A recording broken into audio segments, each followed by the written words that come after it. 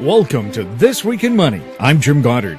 Today, CIBC Wood Gundy's Ross Clark puts perspective on this week's markets. How can we fire up Canada's struggling junior mining companies? John Kaiser of Kaiser Research has suggestions. And did we see panic selling this week? Wall Street Window's Mike Swanson comments on that. We talk to Ross Clark right after this.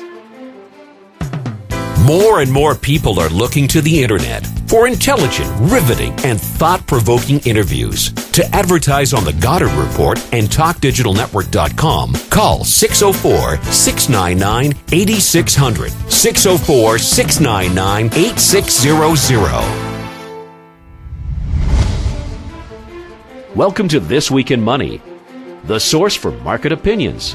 Here is Jim Goddard.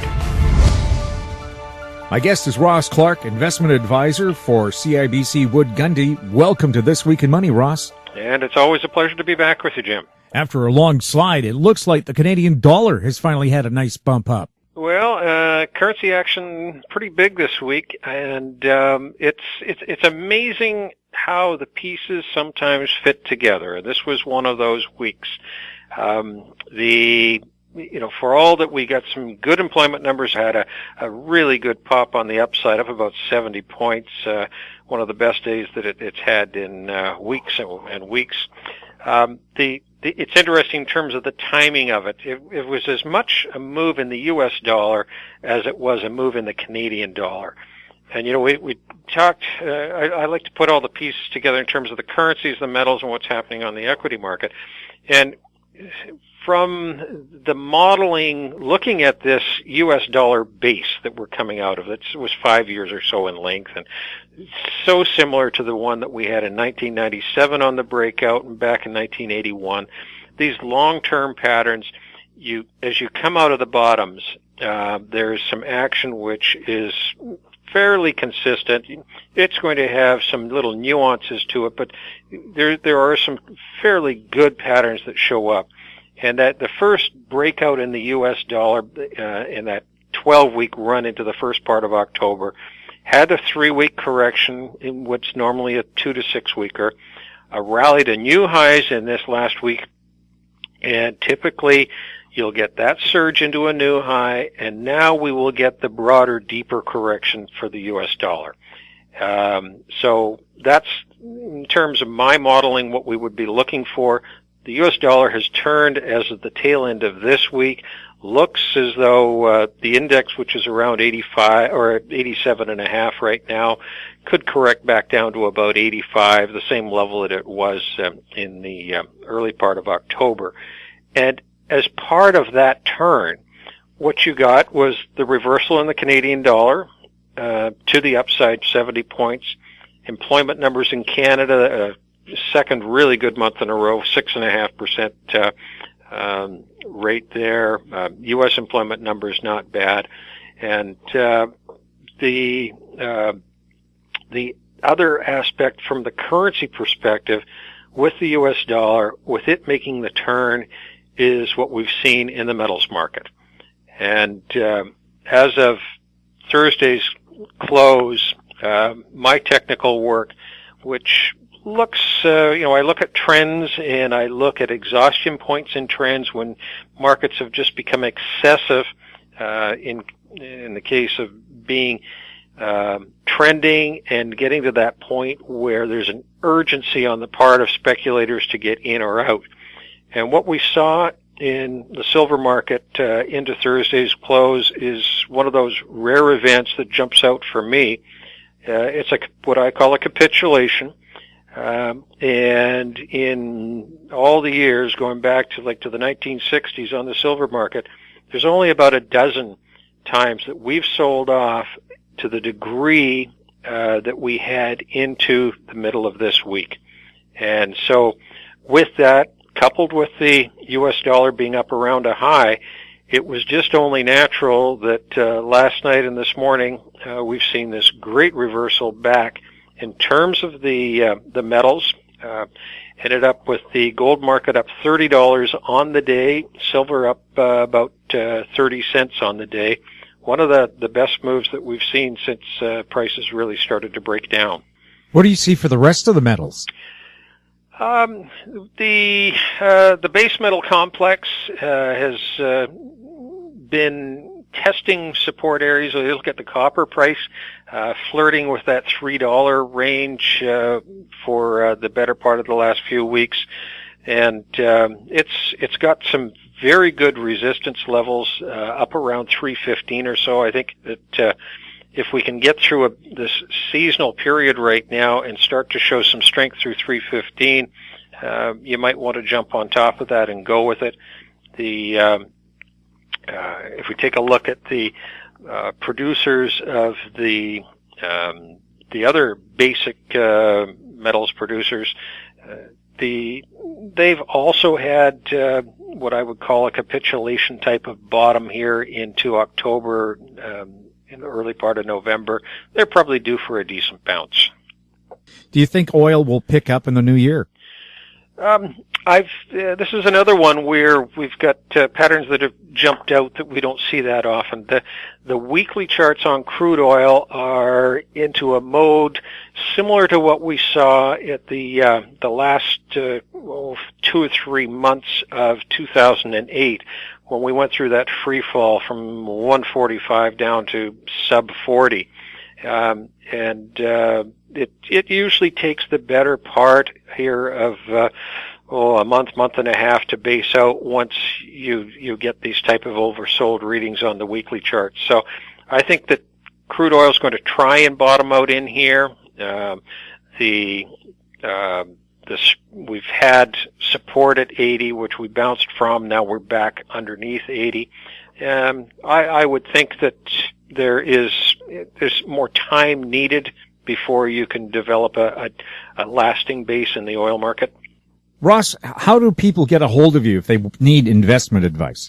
Well, they can contact me directly by phone in Vancouver at 604-661-7759, or the toll-free number here is 1-877-331-5122. Thank you very much, Ross, for being on This Week in Money. As always, happy to be there. Coming up, John Kaiser on This Week in Money. Always consult your investment professional before making any investment decision. This Week in Money is archived online at talkdigitalnetwork.com. My guest is John Kaiser from Kaiser Research. He's on the line with us from San Francisco. John, welcome to This Week in Money. Jim, it's a pleasure to be on the air with you. John, Vancouver is usually considered the junior mining capital of the world, and right now the junior mining market is in trouble. Can you tell us what sort of trouble the juniors are having right now? Well, we're in the 4th year of a resource sector bear market, and now even the energy stocks have been pulled into a bear market with the 25% decline we've seen in the oil price in the past 3 months. Funding has dried up substantially. Half the juniors that are in the resource sector have about $1.8 billion in negative working capital that is probably never going to be paid back, and the other half have about $2.4 billion working capital left, and they are hoarding it because it's become very difficult to get any bump on the upside when you put out exploration results, and makes it very difficult to replace the capital. So we are in a funding crisis that is stopping things from happening. Do you have any idea what kind of numbers we're looking at when it comes to all these companies struggling?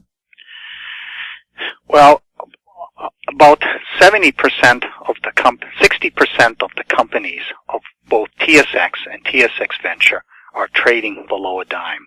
Many companies have done stock rollbacks where you, for example, get 1 share for every 10 prior shares. The market capitalizations of companies have collapsed to less than $1 million. When you consider how much money it takes to generate an exploration play and do work on it and then follow it up, the market caps of companies, if they are to raise, are so low that if they are to raise any money, will inflict massive dilution at the current prices that we are at right now.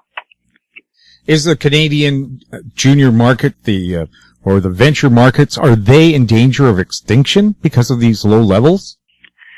I think that there is because we are in a cyclical downturn that may take several more years for the drivers of the past years, namely strong metal prices both in the precious and base metal sectors, to turn up again, the flow of institutional money that was coming in has slowed down dramatically. We are in a type of market where the discovery exploration should be making a comeback, but discovery exploration has been the domain of retail investors in the past, and unfortunately there are structural changes to the industry that have caused the disappearance of the retail investor. So we have a situation where nobody's interested in the advanced companies because metal prices are weak at the moment, and there is no money going into the juniors that are doing exploration that could generate a discovery that works at the prevailing prices.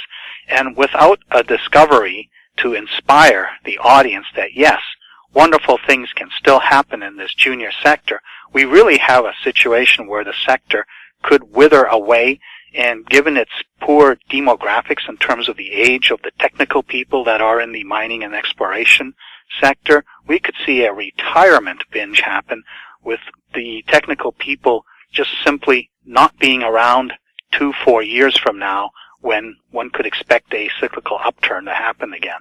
What about the people who tell these junior companies, just suck it up, things will get better? Well, that's what they said for the past few years, but they are not getting better. We have an end to quantitative easing. We have now the tricky situation where can the United States economy start growing organically without the help of quantitative easing. We have a situation where we do not have the Democrats in control of anything meaningful anymore, so that the sort of Keynesian fiscal stimulus that is needed for stuff like infrastructure renewal will probably not happen for a couple of years. And the concern is if the projected 2.5% growth for America continues right now, this will harm the emerging markets. It's not enough to keep them growing, so we see potential global slowdown, and Europe still limping along too. China has its own problems, so this could mean sagging demand in raw materials over the next couple years, which, given the pretty good supply response by the mining industry in the past decade, means that we're going to see weak metal prices. So, yes, it is cyclical, but it may be at a cyclical low longer than this sector can survive without some other changes. Right, because on the equity markets, their cycle has continued 2 years beyond what is normally considered a 4-year cycle. These cycles keep showing up. Is there any way that you can counter that? Well, I assume you're referring to the Dow Jones and the S&P right. companies, the senior companies. They have benefited from quantitative easing, which has taken $2 trillion worth of bonds out of the market, replaced it with cash, which has been recycled into equities. And the companies, because they do not see Main Street demand growing, with wages pretty much going flat for the last 10 years, they have been reluctant to do any sort of productive capacity expansion in the United States. They have preferred to sit on their cash or use it to buy back their own stock, helping prop up the market. So we've had an artificial boom in the stock market, and one of the concerns is that the artificial nature of this after the end of quantitative easing will result in a substantial market meltdown. And that, of course, will really create bad conditions for the mining sector, and in particular the junior sectors, because it would then postpone quite far into the future a cyclical upturn. Metal prices are still relatively high compared to what they were a decade ago. Why is the outlook for commodities just so poor? The mining sector has suffered cost escalation substantially higher than the general inflation we've seen around the world. In the United States, it's about 1.6%. In Europe, it's actually negative 0.3%. So in terms of general goods and services, we have had very low inflation, which of course has been bad news for the gold bug narrative, which has been predicting hyperinflation and fiat currency debasement. But within the mining sector, which is quite intensive for raw materials, which have gone up, it has suffered 10% cost escalation in the past 4 to 5 years, and this has clawed back a lot of the nominal, the real gains that were behind these substantial nominal price gains. As an example, gold, the all-in average cost in the world is somewhere like between $12.50 to $13.50 right now. And with gold here at $11.40, $11.50, companies are not recovering their capex by being in production. And even if you take $400 gold from 1980 and inflation adjusted to the present, the number is $11.20.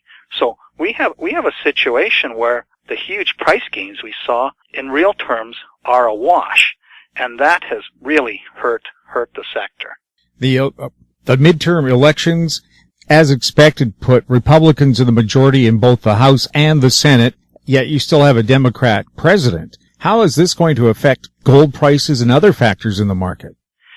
Well, gold prices, I think, will be weak for several reasons. One, there is a risk that the Republicans push for the type of austerity policies that discourage economic growth, or at least push the so-called trickle-down effect way into the future, well beyond it. It is very helpful.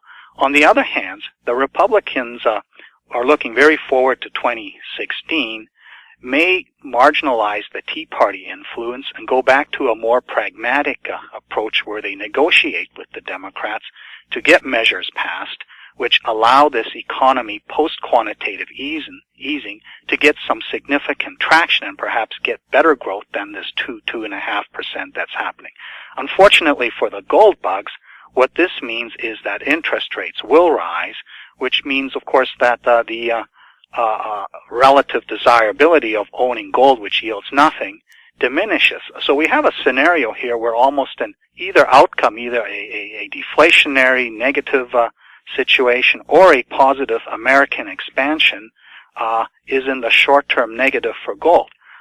I believe that if we get the better scenario where America grows better than expected, that will help the rest of the global economies get back on track, and that will increase the overall prosperity of the world, which in my view is bullish for gold demand. But right now there's a sense that America is recovering, but the rest of the world is fading, and that's negative for gold. More with John Kaiser next on This Week in Money. This Week in Money is archived online at talkdigitalnetwork.com. Welcome back to This Week in Money. I'm Jim Goddard. We're talking to John Kaiser from KaiserResearch.com. What about the security for these juniors and for other markets? And is there any way that you can change the picture? I mean, we're taking a look with a slowdown in China, major slowdown in Europe. Who is going to buy these commodities? Well, what we usually see in a situation like this, where obviously the companies with the lowest operating cost per unit, they will continue to produce. The iron sector is a classic example. We literally see a war going on between basically Rio Tinto, BH Billiton on Vale with their very large deposits, very low costs. They are not slowing down output, even though Chinese demand for steel and thus iron is starting to decline, or at least stop growing as fast as it has been. And their goal is to marginalize and destroy all the emerging iron operations in Africa and in other parts of the world that needed $100 a ton iron. So you get into a kind of a war, the survival of the strongest with the lowest cost. And what happens then is other parties go in there and scoop up assets where the company has gone bankrupt because they cannot even make money just operating. They cannot recover their capital cost. And what we're seeing is these companies bought at a fraction of their capital cost, and then the assets inventoried until we get that cyclical upturn in metal prices that enables them to put these assets back into production. Zinc, tungsten, and rare earths, where are they in the markets, and are they a good place to go to right now? Now these groups of metals are in a category where production is concentrated in in a small number of jurisdictions. We had the big rare earth boom in the last 4 years because China produced over 95% of rare earths and decided to curtail supply, which created a squeeze amongst the end users, and we saw the prices soar. However, the rare earth industry has responded, or the end users have responded by substitution and by thrifting, using less of the rare earth in the application and still getting the same functionality. So we have seen rare earth prices collapse back to levels that were just maybe 50% higher than what they started at in 2009. Zinc is an interesting metal because China has doubled its output in the last decade. And the assumption has always been that zinc demand, when zinc prices go up, the Chinese will simply accommodate by producing more. But that may be about to change because I think China is approaching its own depletion, and with silver prices as low as they are, many of these deposits that the Chinese mine on a very small scale have a significant silver component, and it's ironically zinc that is the byproduct. So those mines may shut down. Plus, the Chinese are getting serious about cracking down on pollution, and a lot of the heavy metals that are in their water supply come from zinc mines. But the other part of the big story is that in the West, more zinc mines are shutting down over the next few years than are coming on stream. So we have a potential double whammy where China's ability to respond to growing zinc demand is limited, and the West's ability to maintain their current supply does not exist. So we have a bull market facing zinc. In the case of tungsten, it's a metal where, again, China dominates, 85% of output, also small-scale operations, similar type of reasoning as I've just applied to zinc. And tungsten is a critical metal in a lot of applications. Here's where geopolitical issues, such as, say, China deciding that it really wants to become more aggressive in the South China Sea, or even annex Taiwan, developments like that, which could happen in a period where China is suffering internal economic stress, that could disrupt the supply of these metals and create a scramble elsewhere in the world for, say, tungsten supply. Of course, the U.S. government is dedicated and committed to defending Taiwan. Do you believe a war could break out there? The question is, would the United States go to war if China, with its historical claim that Taiwan is properly part of itself, decides enough of this nonsense, you are now part of China, will make you a kind of Hong Kong type of zone where we have these sort of bizarre two governments type of situation? And is the United States, with its own deficit problems, going to launch a war over the annexation of Taiwan? Now, China would only do this if it needs a distraction, just like Putin has needed a distraction by annexing Crimea and making an inroads on eastern Ukraine. Who would have expected that a couple years ago? And yet this is happening now, and it's changing the geopolitics, and nobody in the West is particularly eager to rush in and defend the Ukraine from the advances of Russia. And of course, Hong Kong successfully negotiated its way from Britain into China, although we've seen the demonstrations there where people want democracy to continue. How is this going to affect investment around the world? Well, even if China does annex Hong Kong, Hong Kong is a major financial center, but it really wouldn't make that much difference. This is really an issue about the Hong Kong people themselves, who are upset that mainland Chinese are literally invading their little community and driving up prices and displacing the native Hong Kong people, because of course it is the wealthy elite of mainland China that is moving into Hong Kong. So what they really want is greater control over the independence of their little mini country relative to mainland China. John, maybe switch gears here and take a look at the brokerage industry. Why is the shift to fee-based asset management bad news for the resource industry? The deregulation of commissions made the ability to get your traditional 3% on every trade as your financial model. It wiped out that model, and this happened over 15 years ago. And over time, especially now with this demographic shift of the boomers into retirement age, the idea of conservatively managing people's money has captured the imagination of the banks, and they want the money of clients parked in these 2% value per year and 20% of any gains type of accounts. And they have developed this client relationship model whereby they profile the client's needs and expectations, and then they design a portfolio for that. They discourage stock picking, individual stock buying by these clients. And what has happened is the juniors, which are by definition very high risk companies, they are not part of this equation.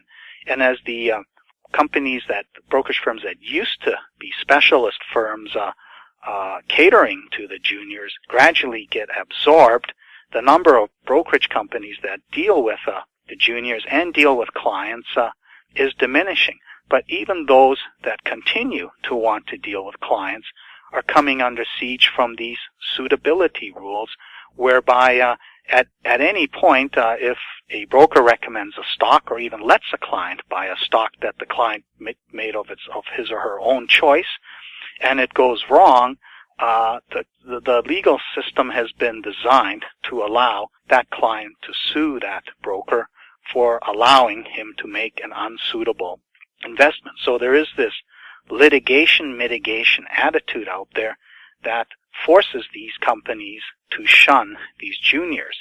So the juniors are more and more on their own and have a very difficult time finding investors and getting their capital into their treasuries. What's your feeling about the uptick rule?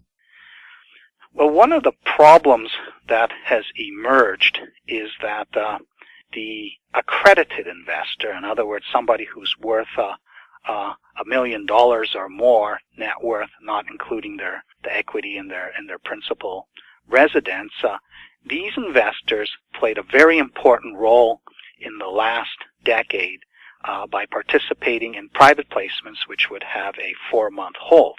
And the specialist brokers would, find these companies that they liked and line up these sophisticated investors and do these private placements. And the whole story behind this was that when the 4-month hold ended, then the sophisticated investor would typically start to sell that stock, ideally at least at the same price that they paid, and clip the warrant, which was typically good for 2 years, as an option on the fundamental success. And this worked as long as there were retail investors coming into the market. Perhaps they heard some newsletter writers say something, or they read an article in a magazine, or they saw some at a conference talk to a company and got excited by the story. And it was basically retail coming in, buying from sophisticated investors who recycled the money by putting at least some of it back into the juniors. And this was an ecosystem that worked very well. But changes such as elimination of the uptick rule, the enablement of algorithmic trading, hooking up computerized trading to the stock exchange, and the emergence of a proprietary trading culture created new selling competition where traders looked for inflows of retail capital money and intercepted it before the sophisticated investors could intercept it. And by being able to sell on a downtick, short stock they didn't have, they created a downward skew in the market, which, given that juniors do not have intrinsic value in forms of revenues and cash flow and so on, it pretty much destroyed any sort of valuation basis and created a bias to the downside. And this has now discouraged the sophisticated investors from putting up private placement money, because an investment in a junior is now a lottery ticket, and we know that if there's no real speculation cycle with an aftermarket of retail investors, that lottery ticket expires usually worthless, because the super success that's a no-brainer, those are quite rare. What needs to be done to make it a lot fairer playing field for the junior mining stocks? Well, I think the problem out there is that the retail investor does not really understand the junior sector. The old timers, the boomers, they are retiring. Yes, they have the knowledge, but they have become more risk averse. A younger audience, the younger generation, they have no way of figuring out. There's no broker they can talk to or learn to do this. They are pretty much stuck going to a discount broker. And if they want to just do volatility trading, there are many other options out there, such as ETFs and so on, where they can try to be on the right side of a security swing.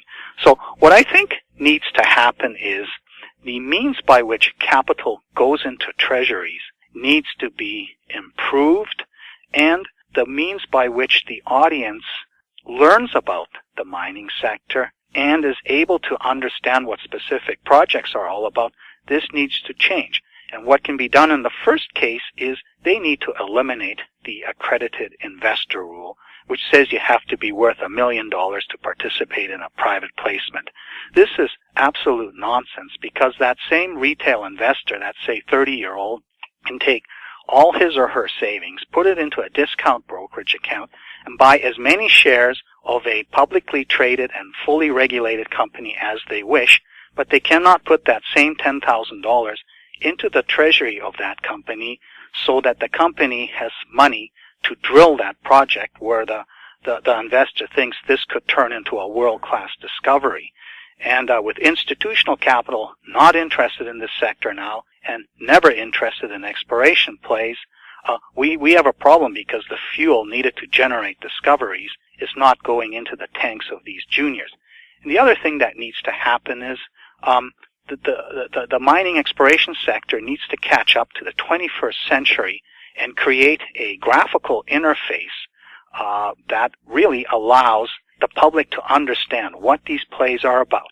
And I'll give you an example. In the United States, Silicon Valley boys are bugging the various state legislators to allow them to construct a gambling overlay for Farmville, which is a virtual reality game that even kids play, where you have farms and you have crops and they have cycles and so on. They want to bet on the outcomes of this.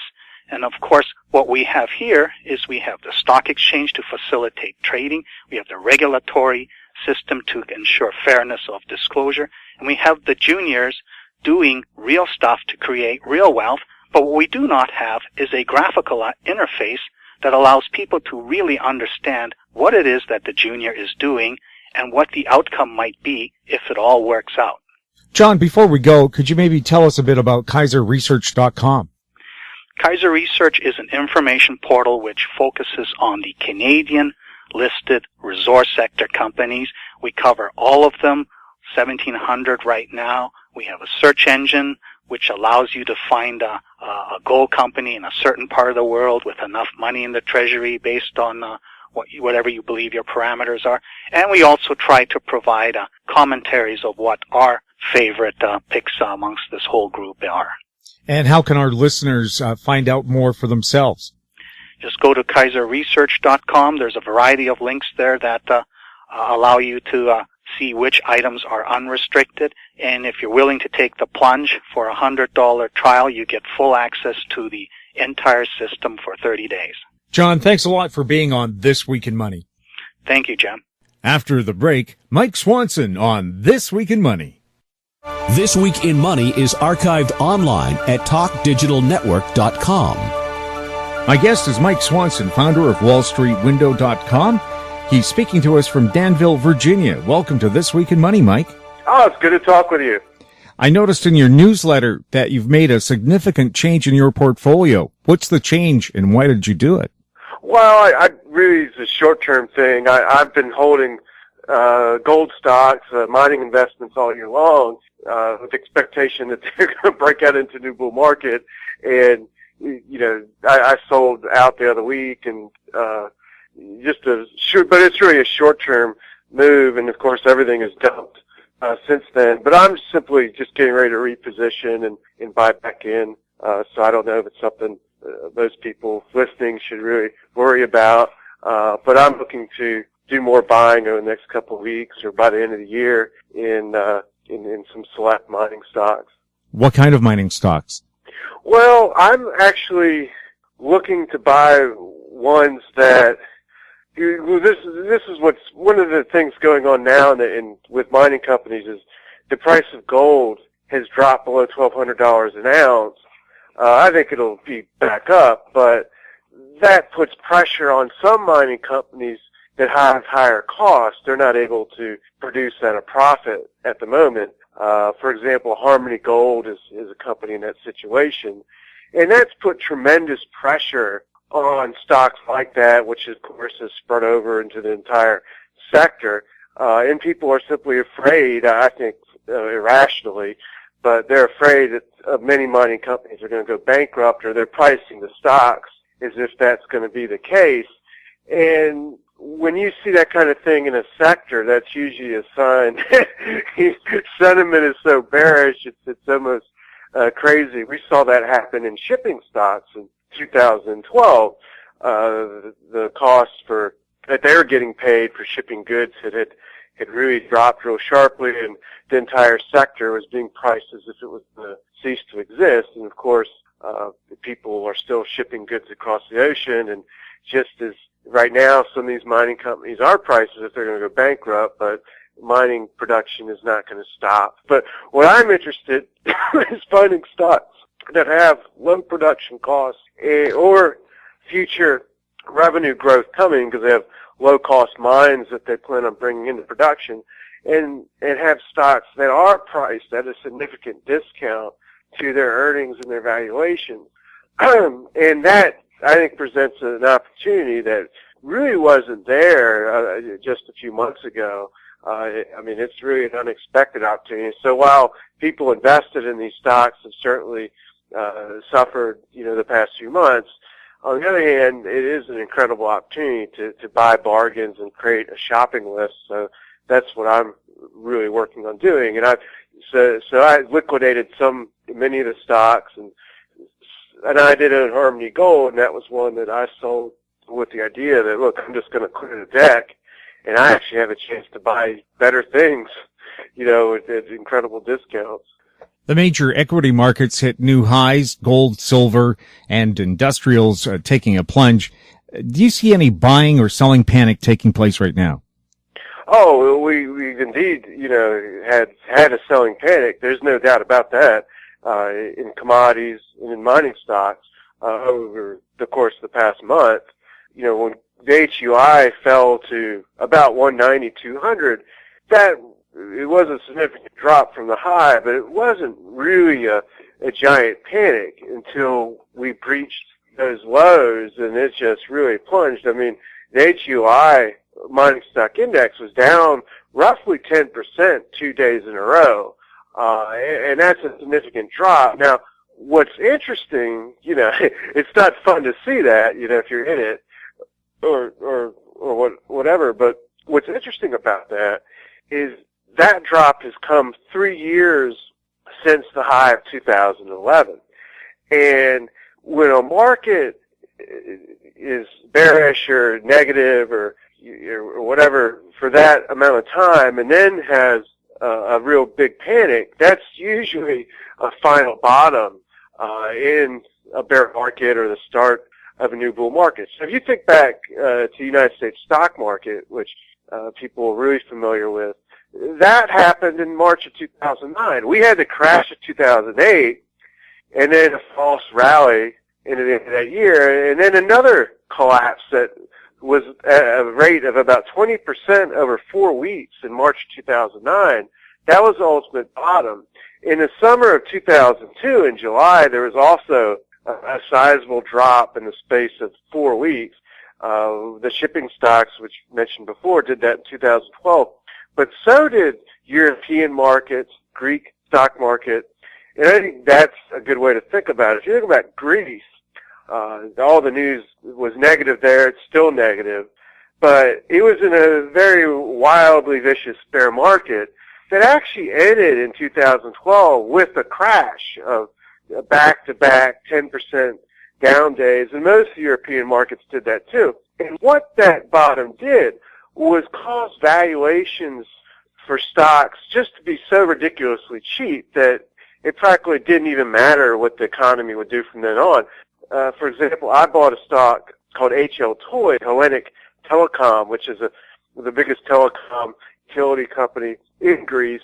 And I don't own it now, but I bought it in 2012, and it was trading at a PE of 3, and the earnings were fine. The company, the people in Greece did not stop using electrical power. They did not stop using their telephones. And the wild crash in that bear market created opportunities like that. That stock went from like 50 cents to $8 or so. So that's what happens in these collapses is you get crazy bargains and people price things at very strange levels. Just as in bull markets, stocks like Yelp in the United States, has a PE over 1,000 and cyclically, a PEG ratio of like 8 or something. It's totally insane how some of the stocks in the United States stock market are priced at bubble valuations. That's what happens when you're in a 5-year-long bull market. And when you have these bear markets and then a crash at the end of them, you get the opposite situation. When people have to wonder what kind of investor do they want to be? Not to say one is right, one is wrong, but they have to understand what they're doing. Do they want to be an investor that buys into highly priced stocks and chases and follows the herd? Money can be made doing that if you understand that you're just a herd person and you've got to have some method to get out, or you'll be smashed when the herd runs for the exit. If you want to be a real investor, then you have to take advantage of panics and crashes, and the hard part of that is, you're buying sometimes when it isn't the bottom and things can go a little bit lower. So you have to give yourself room and, be able to manage that sort of situation. What kind of markers are you looking for to take advantage of the equity markets? Well, honestly, I'm more interested in investing where the valuations are cheap. So I'm more interested in the mining sector. But when it comes to the stock market, I actually think it could top out sometime over the next couple months or go into a bear market. And if I think that's going to be the case, or I start to see signs of that, I'm looking to take advantage of that by shorting it. In your recent newsletter, Wall Street Window, you mentioned a lot of investors have tunnel vision. What is it, and what are the dangers? Well, what I meant by that is most people they simply invest in one market and have one viewpoint of that market almost their entire life and think that's what investing is. For example, someone investing in the United States, most Americans just put their money in mutual funds and just hope it goes up forever.